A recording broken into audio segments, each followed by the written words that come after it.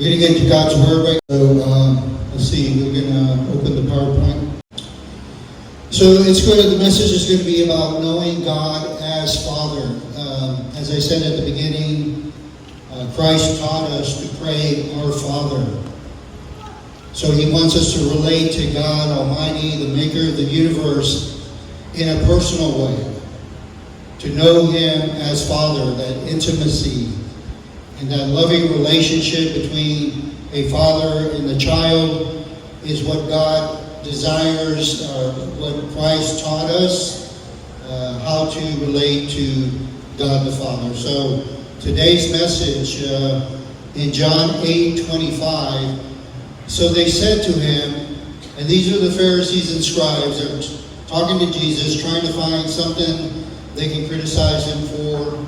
And he looks at them and says, so they said to Him, who are you? Who are you? So they're asking Jesus who He is. And Jesus says to them, just what I've been telling you from the beginning. He's been trying to tell them, trying to reveal, trying to get them to see who He was, but they weren't getting it. In Matthew 22, it says, what is the greatest commandment is to love God with all our heart, mind, soul, and strength. This is the greatest commandment. In order to love God the way that this commandment tells us, we must relate to Him as a Father. And to be able to do this, there are certain things that we need to learn, which we're going to get from this message. But the importance of knowing God as Father is seen in Matthew 7:22. When He says to some, He will say to some, I will declare to them, depart from me, for I never knew you. Which tells us what God wants more than anything from us is a relationship. A personal relationship. He wants us to know Him as Father. And so that's our goal. And in John 17:3 it says that this is eternal life, that they know, it says that we would know God, the only true God, in Jesus Christ. Eternal life, if we want eternal life, which is the life of God within us, it comes from an intimate relationship of knowing God. And so when it says the eternal life, it's talking about the life of God. And when He says that they know you, the phrase there, know, is the same phrase that is used, or the same word that's used when the Bible says when Adam knew Eve. This is to have an intimate relationship with God Almighty. And so we're going to talk about how to know God as Father. And I have 7 points. The 7 points are number 1 is to listen to the Father, talk about the Father, learn from the Father, work for the Father, please the Father, don't quit on the Father, and freedom knowing God as Father. Those are my 7 points. So the first point is, in order to know God as our Father, we need to be able to hear Him. We need to be able to hear Him because you'll probably remember the commercial, can you hear me now? Can you hear me now? And it's not easy to hear from God. It's not easy to hear from God. It's difficult. How do you hear from someone that's not visible, that's not seen, is not in the flesh? And we have to learn to be able to hear from God, the small, still voice. This is the key to knowing God. So how can we know someone that we can't even, if we can't even hear from Him, how can we know Him? We can't. It's impossible to know someone unless you can hear what they're saying, having conversation, which is prayer. We cannot know Him unless we can hear from Him. In John 8:26 it says, I declare to the world what I have heard from Him. So Jesus is declaring to the world what He has heard from God the Father. And God wants us to hear also from God and to declare to the world what we hear from Him. Matthew 11:15, He says, he who has ears, let them hear. So basically he's saying, if you have ears, and we all do, we can hear from God. John 10:27 says, my sheep hear my voice, and I know them, and they follow me. I will give them eternal life, and they will never perish, and no one will snatch them out of my hand. So basically, this scripture tells us if you are a follower of God, that you can hear His voice. And the reason to hear His voice is to know Him and also to follow Him. To follow Him.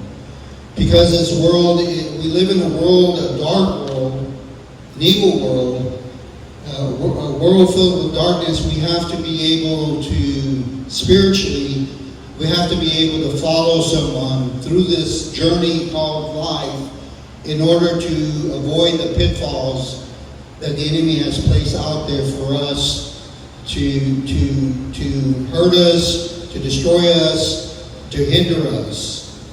And the best way to do that is to follow Him. And how do we follow Him? Well, we do what He did. And what did He do? He did the Father's will. And so we need to follow Him and listen to Him and listen to directions, because if we're trying to follow the GPS, for example, and we have the GPS in our vehicle, we have to be listening. You know, and so many feet, you're going to turn left or turn right, so on and so forth. And so we have to be able to hear His direction. And if we get the attitude that, well, you know, I can do this on my own, I can figure it out, that's not a good plan. As Leroy said, his friend, you know, was going to do it without God, and we see what happened with his friend and where it ended in. And life will end us up in places we don't want to be if we don't follow Him, if we don't listen to Him, if we don't hear Him. We're going to end up in a place and we're going to be wondering, well, how did I get here? How did I get here? Well, if we'd listen to God, the Father. This morning I was walking the dog, and in the alley over here, alley behind the shopping center, there was a man. I took a picture. A man just sleeping on the ground there, just sleeping right there on the dirt, just there. And it's like, how did that person get there? How did he get in that place where he is just sleeping in the dirt there in an alley? And so it's important to be able to hear God and follow God. So, and here's the thing, once we do hear Him, He says, why do you call me Lord, Lord, and do not what I tell you? If we hear what He tells us to do, we should do it.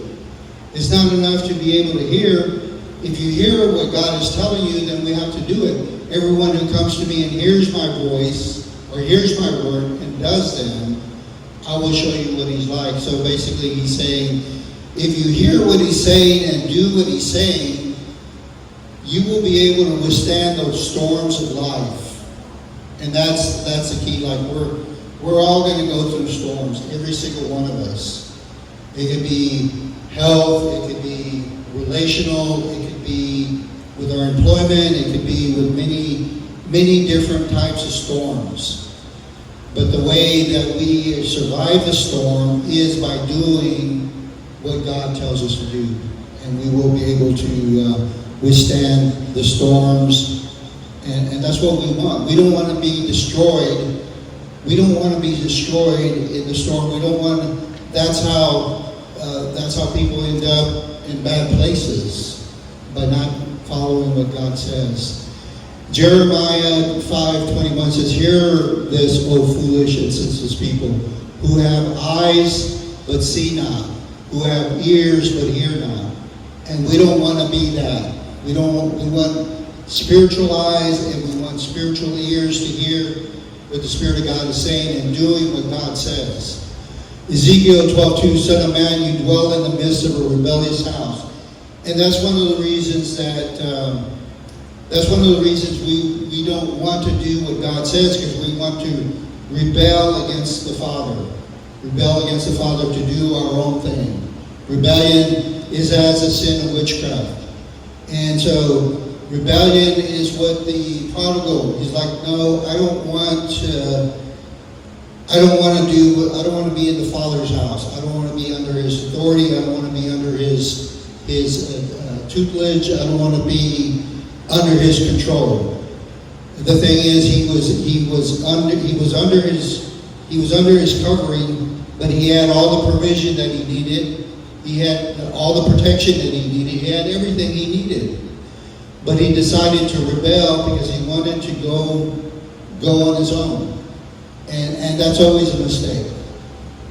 Who have eyes to see, but see not. Who have ears to hear, but hear not. For they are a rebellious house. So we have to be careful with the spirit of rebellion. Rebellion is I'm not going to do what you say. I'm going to do what I want to do. That's rebellion. And so Jesus did rebel against the Father. He said, not my will, but your will be done. Even so, he submitted, even though he was God in human flesh, he submitted to God the Father to do his will. And so Matthew 13:15 says, for this people's heart has grown dull, and with their ears they can barely hear, and with their eyes their eyes have been closed, lest they should see with their eyes, hear with their ears, and understand with their heart, and turn, and I will heal them. And so there's healing in following what God says. And that's why it's important to hear him. If you need healing, tune in to what the Father's saying, and then do that. Whatever he tells you to do. Amen. John 8:43. Why do you not understand what I say? It is because you cannot bear to hear my words. You are of your father the devil, and the will of your father's desire. And your will is to do the Father's desire. So we have, real quick, a kind of a side note, we have children of God that are doing the will of God, and then we have children of the devil that want to do the will of the devil. And so we see, if we're going to do God's will, we're children of God. And so God wants to adopt us into his family. We can all be adopted. If you've been adopted, you are a child of God, heir and joint heirs with Jesus Christ. And I have that scripture. The second point is we need to talk about the Father. We need to share our faith, okay?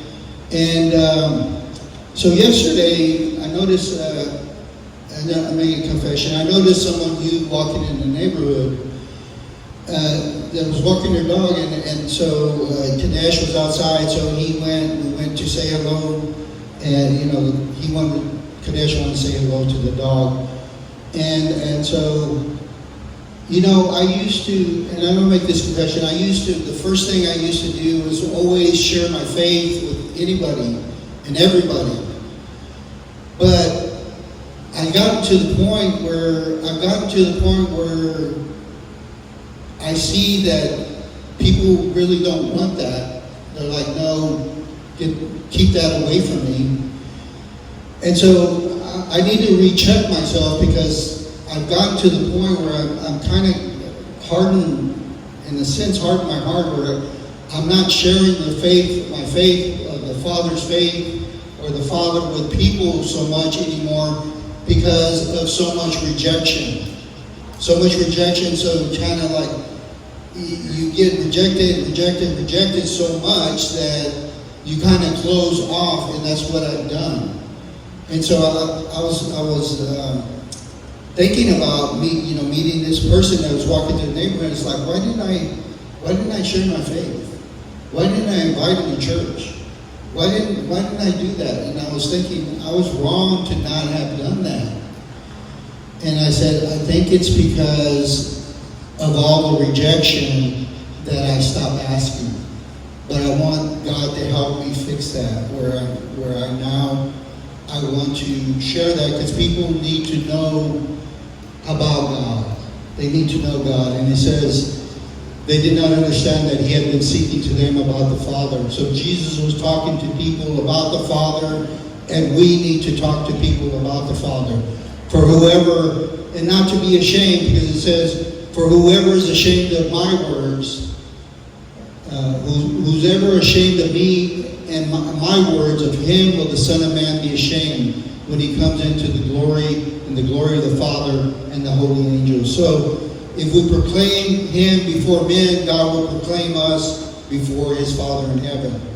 And then Acts 1:8, it says, but you will receive power as the Holy Spirit has come upon you. You will be my witnesses. So being a witness, as Leroy testified this morning, he was a witness to what he seen and what he witnessed while he was, incarcerated, and he was sharing that, and that's what God wants. And as Johnny's testimony, also he witnessed what he testified.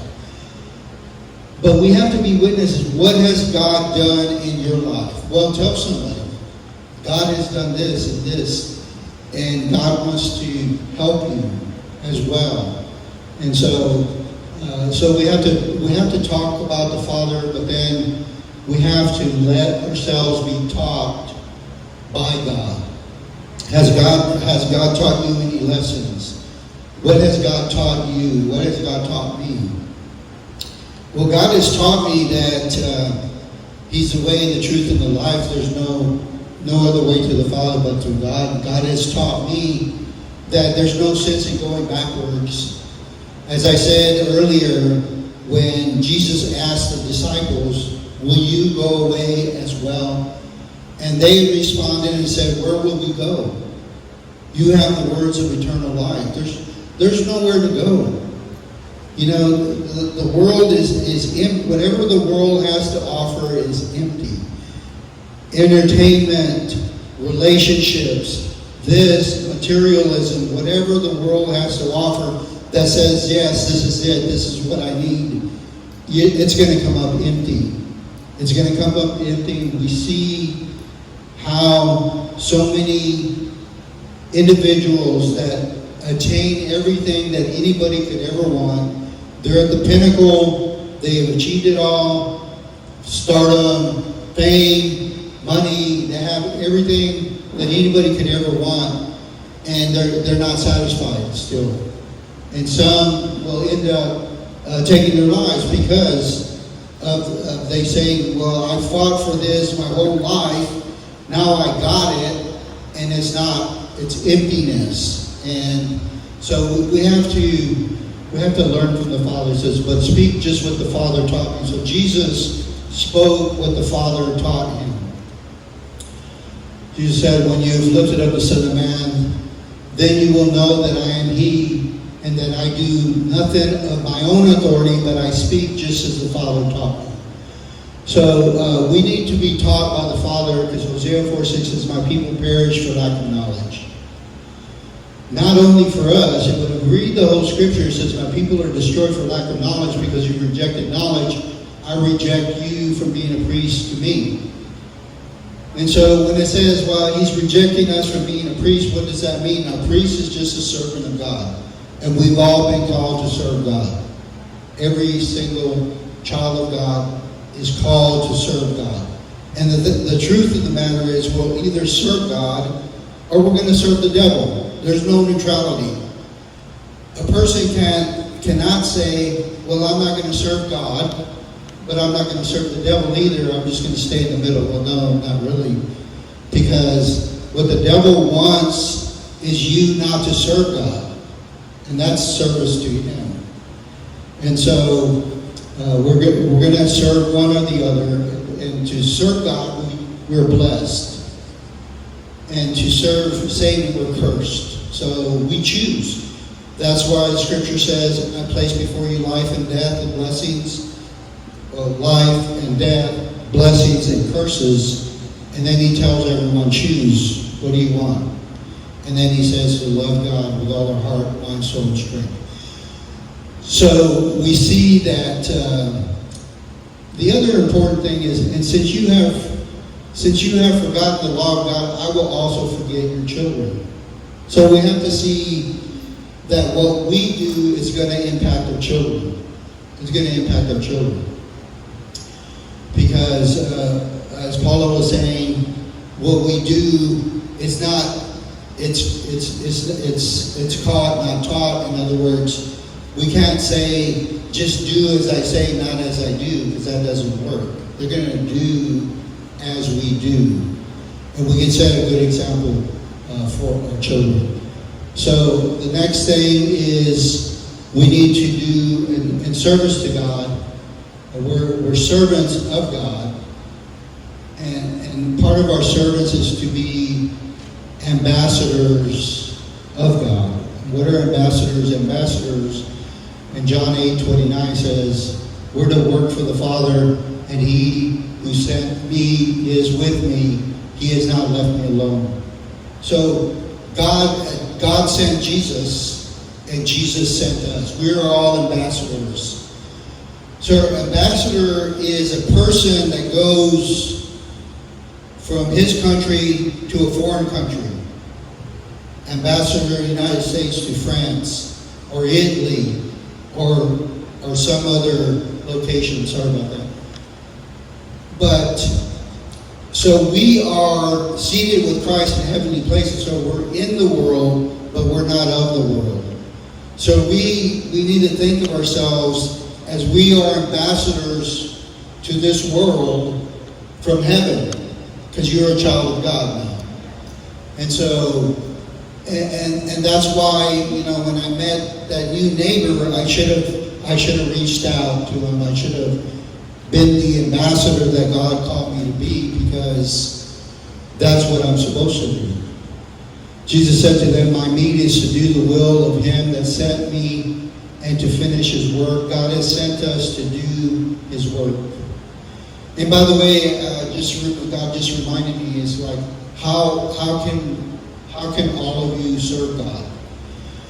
Romans 12:1 and 2. Present your body a living sacrifice, holy and acceptable to God, which is your reasonable service. By just being present and being subjected to the Word of God, you are serving God. You're serving God right now. Like, you're presenting your body a living sacrifice, holy and acceptable to God, which is your reasonable service. So, my meat is to do the will of Him that sent me. So how are we going to get strong in the Lord? Well, He says, my meat is to do the will of Him. If you want to be strong in the Lord, do His will. My meat is to do the will of Him that sent me and to finish His work. In John 6:38 it says, I came down from heaven not to do my own will, but the will of Him that sent me. So I forgot what point this is, but we're winding down. But I do want to say that the reason that we're here on this earth, and if we get it right, we'll be blessed, and we'll have peace, and we'll have joy, and we'll have all that God wants us. If we get it right, we're here on the earth not to do our will, but to do God's will. Well, how do I know what God's will is for me? Well, God's will is for you to present your body a living sacrifice. What God wants to do is He wants you to be that vessel where He can pour His love into you, and then you pour that love out to others. And so He wants to sow seeds, which is the Word of God. The Word of God. And the Word of God is the seed to fall on good ground that's going to produce the fruit of the Spirit, which is love and joy and peace and gentleness, kindness, meekness, faithfulness, self-control. And so that's what God wants. Will God ask you to do more? Maybe. Will God ask you to preach? Maybe. Will God ask you to do some other activity within the body of Christ? Probably. But at the very basic level, you're just to present your body a living sacrifice, holy and acceptable to God, and to do His will. Work for the Father. Go therefore, make disciples of all nations, baptizing in the name of the Father, Son, and the Holy Spirit, teaching them to observe all that I have commanded you. And And behold, I am with you always to the end of the age. So basically, Jesus is saying that to the disciples, he said, it is our mission to teach them to observe whatever God wrote. I'm to teach us to observe what he said. And that's the Great Commission right there. Isaiah, and I heard the voice of the Lord say, whom shall I send, and who will go for us? And I said, here I am, send me. So if you have that attitude in the spirit and say, here I am, send me, Lord, then be ready, because he will take you up on that. And it is a dangerous prayer to say, here I am, use me, because he probably will use you. For the Son of Man has come to seek and to save that which was lost. So it's God's mission to seek and save the lost. Now, the next point is, we are to know the Father as God. Our aim should be to please the Heavenly Father. John 8:29, for it is, I always do the things that please Him. Him is the Father. So how do we please the Father? I'm going to tell you how we can please the Father. Without faith, it's impossible to please Him. The way that we can please the Father is not by being perfect, because none of us are ever going to be perfect. The way that we're going to please the Father is just to do what He says. And how do we know what He says? Well, faith comes by hearing, hearing by the Word of God. When God tells us to do something, do it, and that will please Him. Abraham believed God and was imputed to him as righteousness. So Abraham, with all his imperfections, with all the things that he did wrong, he was a friend of God. He knew God on a personal level because he did what God said. The just shall live by faith, right? So we can try to do the best that we can, but we're probably going to fall short. All sin falls short of the glory of God. One thing that we can do, where we can please Him by doing what He says. Amen. And it says, for whoever would draw near to God must believe that He exists and that He's a rewarder of those that seek Him. Please the Father. His master said to him, well done, my good and faithful servant. You have been faithful over a little, I will set you over much. Enter into the joy of your master. And so we want to hear those words. Well done, my good and faithful servant. And so here's the next point. If we're going to know God as Father, we can't quit when it gets difficult. When the devil comes after you, because he will come after you, because you've switched sides. You were on this side, now you're on this side. Now you become a target. The devil will come after you, but remember God's in control, because He says, resist the devil and he shall flee. When you switch sides, you become a target of the enemy. That's a fact. Look at Jesus. Jesus was perfect. He did nothing wrong, but yet they set out to kill Him, and eventually were successful. But they didn't kill Him because they were successful. They killed Him because He pretty much surrendered His life. They wanted to kill Him sooner, but it wasn't the time. It wasn't the time. Whenever they tried and it wasn't time, He just disappeared in their midst. But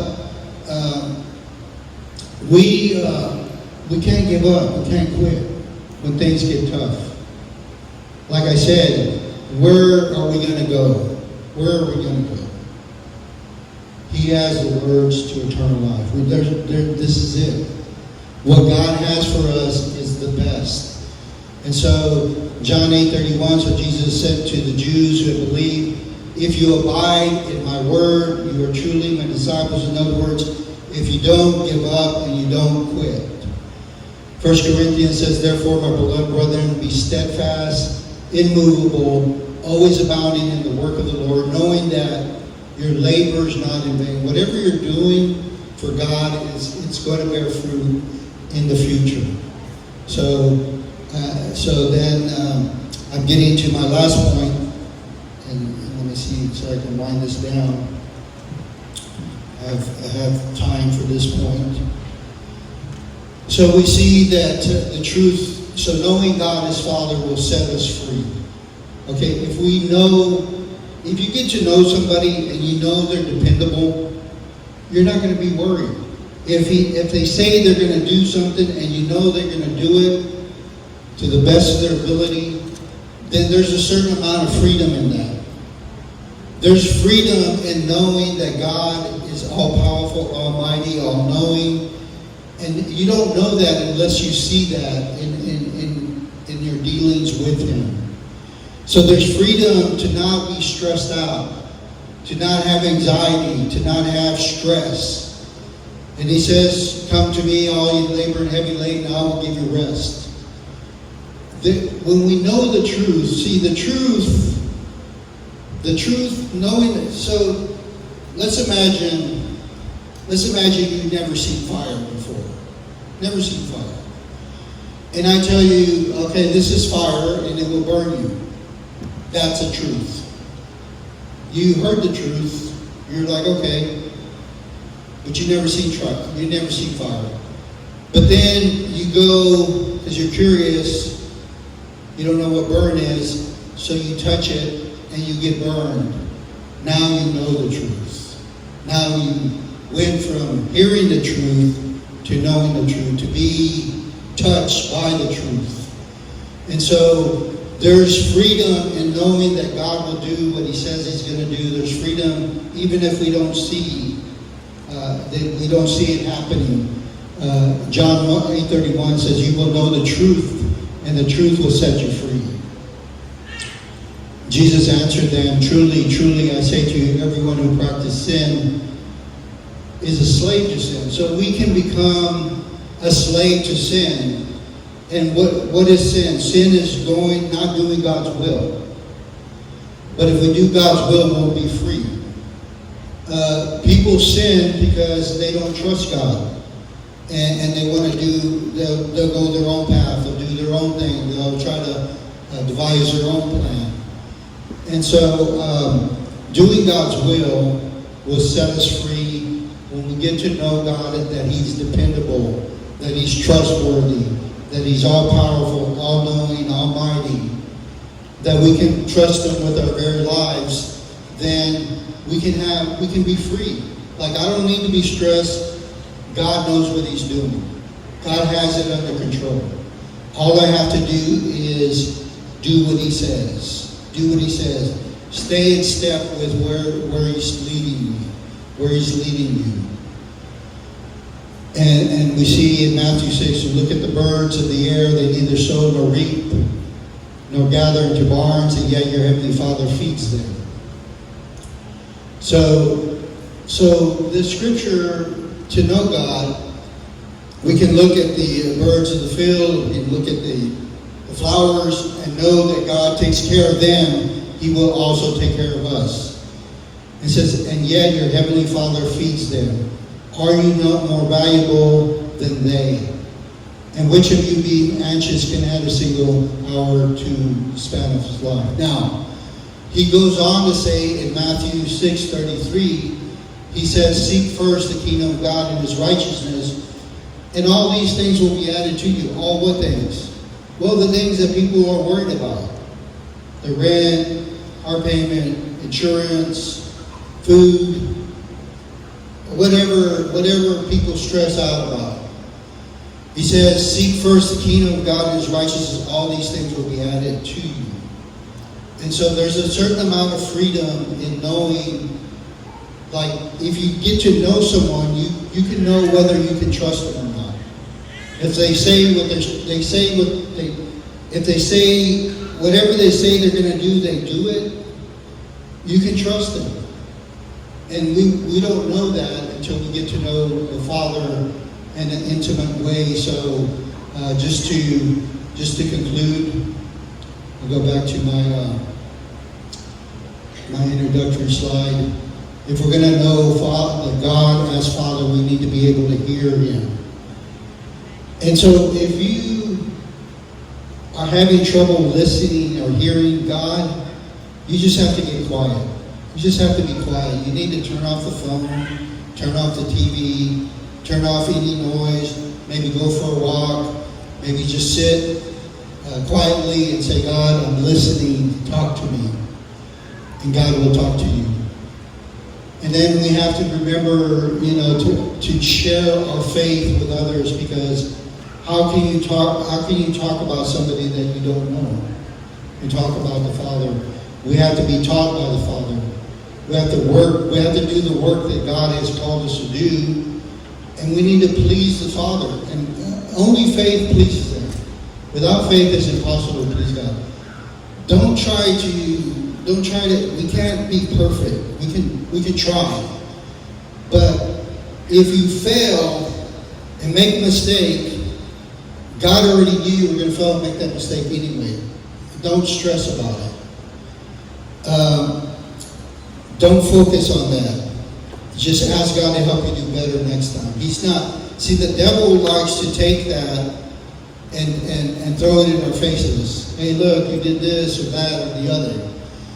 And bringing guilt and condemnation. God already knows that we're going to mess up.